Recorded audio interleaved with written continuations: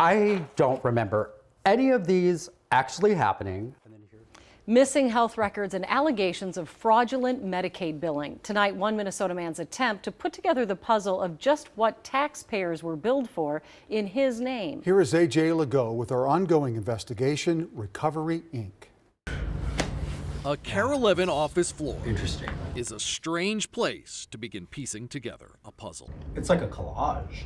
As the picture comes together, Daniel Schultz's health records paint a story hidden from public view until now. When you look at the records you got, in your opinion, is there false billing there? Oh, most definitely. Absolutely. Daniel's records led KARE 11 to watch on a Saturday morning as a pickup truck pulls into the back of a Whole Foods store. It's driven by a man named Meyer Belkin, who owns a network of sober homes. Belkin and another man load the vehicle, just like Daniel says he used to do, with donated groceries destined for the residents of Belkin's sober homes. Free food for people who likely need it. Yet, for taxpayers, our investigation discovered these weekly Whole Foods runs come with a hefty hidden bill. He was billing my insurance for that time that I was with him, helping him and his company. Daniel's insurance is Medicaid. He's in addiction recovery and last January moved here into one of Belkin's Minneapolis sober homes. On day one, Daniel says he was told he needed an assessment. Like, I truly thought this assessment was to, give me permission to live in one of these houses. Daniel didn't know the assessment was done by a software company called Kairos, which along with its nonprofit arm, Refocus Recovery, provide and charge Medicaid $1 a minute for peer services, basically mentors for people battling addiction. A business model Kairos told investors would make them $30 million in gross profit by the end of this year. Belkin's sober home company, Act 2, is a partner of Kairos, and Belkin himself works as a peer provider for Kairos. So, getting that Kairos assessment allowed them to start charging my insurance for things that I was unaware of. You were receiving peer services without even knowing you were signed up for peer services? Correct. Daniel got suspicious months later. Yeah. When he tried to sign up for peer services to get help with rides to and from his outpatient treatment and AA meetings, only to learn he was already in the Kairos system being billed for by Belkin and others. But there were no services that had happened. And so that's when a red flag went off.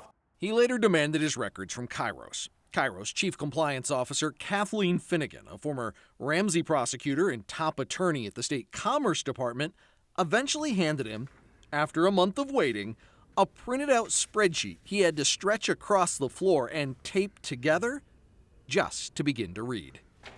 Is this how a client should be provided their medical record? At a bare minimum, that, in my view, violates, at the very least, the spirit of the law. Brandon Thompson is one of the Twin Cities' leading medical malpractice attorneys. He points out Minnesota's patient rights law mandates the release of complete and current information in terms and language the patient can reasonably be expected to understand. Kairos told KARE 11 in a statement they provide clients with a complete copy of their medical records in a timely manner in compliance with state and federal law. A lot of information that is literally cut off the page, and so half the sentence is gone. In addition to cut off sentences, We don't have those notes on these ones, do we? Daniel's records often offer no explanation of what service he allegedly received. They were almost incomprehensible. The goal here should be to make it so it's easy for people to read, not so that they have to print stuff out and put together some jigsaw puzzle and tape it together on the floor. Kairos wrote to KARE 11. If any client information was cut off due to formatting when printed, it was certainly not intentional. It's going on 3 months, and Kairos has not responded to Daniel's emails asking for the missing information. They're a software company. This is in a computer. A company Kara Levin's analysis of state data revealed had, by last October, billed taxpayers for peer services more than $14 million. After putting the puzzle together as much as possible, Daniel has two conclusions about the $2,072 billed in his name while living in Belkin's sober home. So some of the events were just like made up. And other billed events like the grocery runs appear improper. Example, on February 18th, Daniel's records show Belkin billed Medicaid $120. Daniel has texts that show when Meyer asked him, he agreed to help Meyer that day with a Whole Foods run, to which Meyer responded. He says, "Darling, that would be amazing." They discuss via text how 3 other sober home residents are joining, and Meyer writes, "I guess 4 people works." state law requires peer services be provided 1-to-1, no groups. I was told that that was fine. In prior reporting, Kara Levin documented Kairos peer Ruby McNiff explaining how she was instructed by a Kairos supervisor to bill for groups of people by falsely documenting she actually had a series of back-to-back one-on-one meetings. You'd meet with a group of people from, say, 4 to 6, but then bill it as if they were 12 to 2, 2 to 4, 4 to 6. Correct.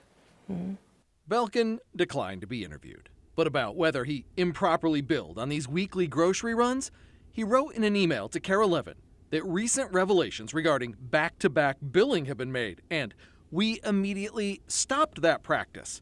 Prior to that, we had been led to believe that it was within the ethical billing practices. He also wrote, our charting was supervised by Kairos. It doesn't seem to me like there's any oversight, regulation. Who has eyes on this stuff? The answer to that question is supposed to be the Minnesota Department of Human Services, DHS. Tomorrow at 6:30 on Breaking the News, our investigation continues as we discover DHS was warned that the Kairos Refocus partnership was billing for groups and services not provided, but failed to fully investigate. With Recovery Inc., I'm AJ Legault.